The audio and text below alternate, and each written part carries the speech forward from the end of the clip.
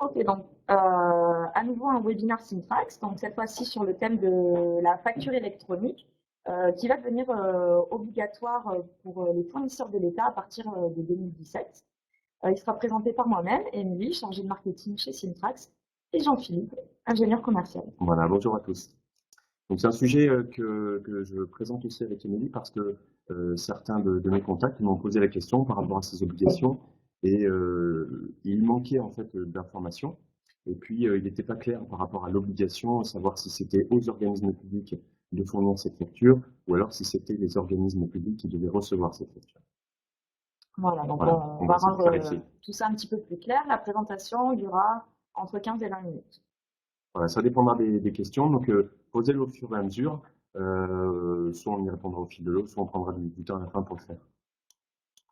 Donc, au programme d'aujourd'hui, brièvement qui est Syntrax pour ceux qui ne connaissent pas, la réglementation concernant donc la facturation électronique, quelques enjeux, la solution proposée par l'État, la plateforme Chorus, comment le mettre en place dans votre entreprise et à la fin les questions et réponses auxquelles on n'aura pas pu répondre donc, du coup, au cours de la présentation. Donc en bref, Syntrax. Donc nous sommes éditeurs de logiciels depuis plus de 25 ans.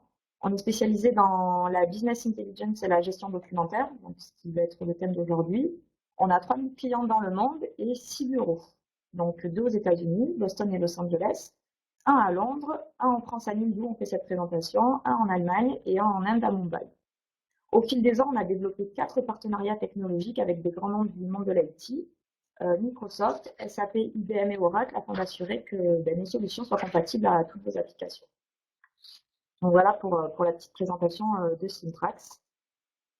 Donc maintenant, je vais laisser la parole à Jean-Philippe qui va vous expliquer un petit peu la nouvelle réglementation. Voilà, donc encore une fois, l'idée, c'est pour l'État de pouvoir recevoir des factures au format électronique. Donc en fait, c'est surtout dans le cadre des marchés publics que la facturation électronique a été utilisée depuis 2012. Et en fait, depuis, notamment avec l'ordonnance du 26 juin 2014, cette ordonnance a défini le calendrier d'obligation de facturation électronique pour les émetteurs de factures à destination de l'État et donc des collectivités locales, ainsi que les établissements publics. Donc, quel calendrier? Donc, tout d'abord, au 1er janvier 2017, c'est obligation d'émettre des factures pour les grandes entreprises ainsi que les personnes publiques. Ensuite, année suivante, obligation pour les entreprises de taille intermédiaire. 2019, c'est autour des petites et moyennes entreprises, donc 1er janvier 2019, d'émettre ces factures. Et ensuite, au 1er janvier 2020, ça concernera toutes les entreprises, puisque même les micro-entreprises devront éditer leurs factures au format électronique. Alors, pour ce faire, l'État a mis en place une solution technique mutualisée et gratuite, c'est la solution Chorus. Bon, on va passer à la slide suivante. Donc, quels sont les enjeux? Tout d'abord, c'est donc pour l'État, pour vous, pour tout le monde, c'est la réduction des coûts. Donc, on supprime l'impression et l'envoi postal. Donc, du coup, voilà, vous allez réaliser des économies sur ces postes-là. Sans oublier que moins d'impression, moins d'envoi, ça fait moins d'impact carbone. Donc voilà, c'est dans la démarche de développement durable également. Ensuite, on supprime la manipulation des documents papier puisqu'on peut automatiser les traitements. Donc ça, c'est intéressant, ça vous fait gagner du temps sur plein de choses, sur toutes les tâches que vous pourriez faire, mettre dans des enveloppes, imprimer, envoyer, les retours, tout ça. Donc, une fois que c'est dématérialisé, c'est un peu plus simple à gérer, ce qui fluidifie donc les échanges avec les entreprises en général. Et donc là, ça serait pour l'État. Et vous avez une garantie de remise, comme vous allez déposer donc vos factures sur le portail Chorus que va vous commenter Jean-Philippe. Vous êtes sûr que vos factures sont bien arrivées pour l'État. Donc d'ailleurs, c'est lui qui va vous le présenter, il va vous expliquer un petit peu en quoi ça consiste. Voilà, pas de courrier qui reste en attente, en fait, sans savoir s'ils ont bien été reçus. Alors, la plateforme Chorus, donc tout d'abord, cette plateforme, elle existe depuis 2012, et donc on parle de Chorus Facture, dans lequel on a 3 modes de transmission. Il y a tout d'abord la transmission d'un fichier PDF. Alors, PDF qui est signé ou non, ça c'est la première possibilité. On va déposer ces PDF sur Chorus. On peut, à partir de cette interface, saisir manuellement les factures. Et puis, il y a la possibilité de faire de la transmission EDI. Donc EDI pour échange de données informatisées. Et donc, ça s'adapte surtout pour les fournisseurs qui ont un grand volume de factures. En parallèle de ça, il y a une nouvelle version qui remplace et va remplacer Chorus Facture, c'est Chorus Portail Pro 2017, qui en fait est en phase avec cette réglementation et cette obligation d'éditer des factures au format électronique. Et donc, euh, c'est une version qui a été mise en place en fait par l'Agence pour l'informatique financière de l'État et qui permet en fait notamment de remonter des informations détaillées au niveau des cycles de vie de la facture, qui permet aussi d'archiver ces factures pour pouvoir les retrouver et qui permet de mettre en place un certain nombre de notifications à la fois pour l'émetteur de la facture, mais aussi pour le récepteur de la facture. Alors, sans s'appesantir sur les aspects manuels, je voulais qu'on traite plutôt les deux modes particulièrement intéressants de ce Chorus Portal Pro, hein, puisqu'il faut plutôt miser sur l'avenir. Tout d'abord, c'est l'utilisation du mode EDI. Donc là, c'est l'émetteur de la facture qui va adresser ses flux soit directement à la solution mutualisée, soit par l'intermédiaire d'un opérateur de dématérialisation, comme il le faisait jusqu'à présent. Donc là, première chose, c'est que l'émetteur va recevoir les comptes rendus qui sont liés à l'intégration et au traitement de ces factures pour suivre les paiements en fait, associés à ces factures. Et puis aussi, en mode EDI, le récepteur de facture dispose automatiquement des données de la facture, ce qui permet de pré-renseigner en fait, automatiquement les informations dans son système d'information. Et donc, éviter de consulter une facture au format électronique, c'est très bien, mais si en plus on peut éviter la ressaisie dans son logiciel de gestion comptable, et ben c'est encore mieux. Un autre mode qui est autorisé par le portail Chorus, c'est le mode service, puisqu'on va pouvoir intégrer directement les services au système d'information tiers du fournisseur. Donc ça, c'est possible par le respect du contenu et du format des fichiers. Donc, on parle de format pivot en fait au niveau de Chorus Portal Pro. Et tout l'intérêt va être de dire comment est-ce que je vais pouvoir éditer toutes ces factures automatiquement et en respectant les différentes contraintes en fait imposées par le Chorus Portal Pro. Donc voilà, on vous a présenté cette plateforme que vous connaissez peut-être déjà, puisque ça fait un petit moment qu'elle est mise en place maintenant, mais à laquelle vous allez avoir affaire, surtout si vous êtes fournisseur de l'État. Donc, nous, on n'a pas pour vocation de tout vous expliquer sur cette plateforme Chorus, mais par contre, on peut vous proposer des solutions qui vous permettront de faire de l'échange de données donc avec cette plateforme qui va être obligatoire. Donc, à partir de 2017, on l'a dit pour les grandes entreprises, mais surtout pour tout le monde en 2020. Donc, ça semble loin, mais en même temps, ça va vite arriver et il faut donc se prendre un petit peu à l'avance pour mettre tout ça en place. Donc, nous, on vous propose donc des solutions capables de convertir vos flux en sortie d'ERP de vos plateformes et de les transmettre à des tiers. Donc, voilà, on ne fait pas que pour l'État, ça peut être aussi pour d'autres entreprises. Donc, on fait la création automatique de factures PDF signées qui respectent différents critères imposés. La mise en place de flux type fichiers XML qui sont automatiquement générés, pardon, éventuellement accompagnés d'une version matérialisée au format PDF. Oui, alors pour revenir sur ce sujet, suivant l'utilisation, en fait, on peut effectivement fournir un fichier XML, mais le destinataire, il a parfois besoin de visualiser la facture. Et donc pour ce faire, généralement, on édite un fichier PDF. Donc soit c'est un fichier PDF qui est fourni en parallèle en fait du XML, soit c'est un fichier PDF qui sera inclus dans le XML. Et ça part peut-être à certains d'entre vous, on parle de la norme ISABES qui est obligatoire dans un certain nombre de pays. En fait, c'est à l'intérieur même du XML qu'on va retrouver le fichier PDF. Donc voilà, on va vous montrer l'intérêt de pouvoir automatiser tout ça pour éviter la ressaisie sur la plateforme Chorus. Et donc du coup, ben, diminuer le temps que vous dédiez donc, à l'envoi de ces factures pour en tant que fournisseur de l'État. Puisque si vous n'avez pas beaucoup de factures, ça va, mais après, pour les gens qui font énormément de factures, ça devient vite compliqué à gérer, surtout quand ça va devenir absolument obligatoire. Et donc, du coup, on va passer sur cette solution.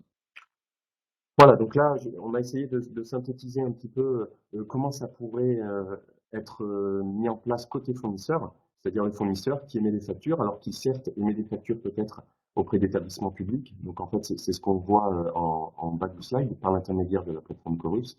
Mais eh bien, ce fournisseur, il n'est peut-être pas lié uniquement à des fournisseurs, à des organismes de l'État. Il continue à avoir d'autres entreprises clientes avec lesquels il peut faire peut-être de l'envoi électronique, avec l'envoi d'email, la mise à disposition de factures, et qui continue aussi pour certains, peut-être des réfractaires, à imprimer en fait sur du papier et à continuer d'envoyer sous format postal. Parce que bien sûr, la démat, c'est quasi rare, enfin quasi jamais à 100%. Donc il faut pouvoir déjà mixer ces trois formes d'envoi de la facture. Et donc, par l'intermédiaire de Compléo, hein, qui est notre suite de gestion documentaire, l'idée, ça va être de se connecter directement à votre logiciel métier. Donc, vous voyez qu'on est vraiment côté émetteur de la facture. On se connecte au logiciel métier, on récupère les flux de données en fait issus de l'ERP. Et puis, Compléo va permettre d'éditer en fait le fichier. Ce fichier, on va pouvoir faire un document qui correspond vraiment à nos attentes et à partir des données sources, on va pouvoir rajouter un certain nombre de codes barres, des codes OMR, rajouter des documents externes pour créer une IA documentaire, hein, peut-être la facture avec les bons de commande qui l'accompagnent, et puis compléter par un certain nombre d'informations que le fournisseur considérera comme nécessaires. Une fois que le document est fait, eh bien, en fait, c'est à partir de là qu'on pourra dire je vais faire de l'envoi électronique, je vais faire de l'impression ou je vais faire de la mise à disposition sur l'interface sur le portail Chorus. Donc ça, au niveau de Chorus, ça sera par l'envoi d'un fichier XML qui sera généré en fait à partir du logiciel métier et puis, si souhaité, en fait, avec l'accompagnement d'un fichier PDF. Alors, pour revenir un petit peu sur les formats, le PDF qui sera mis à disposition peut être signé, ce qu'on préconise en fait pour attester l'authenticité du document. Et puis, c'est ce PDF qui peut aussi joindre le fichier XML dans le cadre de la plateforme Chorus. Autre possibilité, c'est en fait lorsqu'on édite le document, on va pouvoir directement, par l'intermédiaire d'un service, hein, puisque c'est possible dans Chorus Portal Pro 2017, eh bien, transmettre la facture par l'intermédiaire d'un service en y joignant en fait toutes les métadonnées associées à cette facture. Voilà. Vous voyez que on a différents types de récepteurs pour un même émetteur, bien sûr.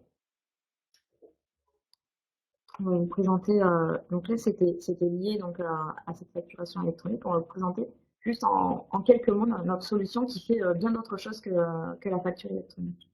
Voilà, donc Compléo s'installe en fait chez l'émetteur de la facture, puisque tout ERP ne peut pas générer de PDF, peut encore moins générer du fichier XML. Et puis, étant donné qu'on doit respecter le format pivot hein, qui est évoqué en fait par Chorus, eh bien, il faut pouvoir respecter la structure et vraiment émettre des fichiers qui respectent toutes les conditions.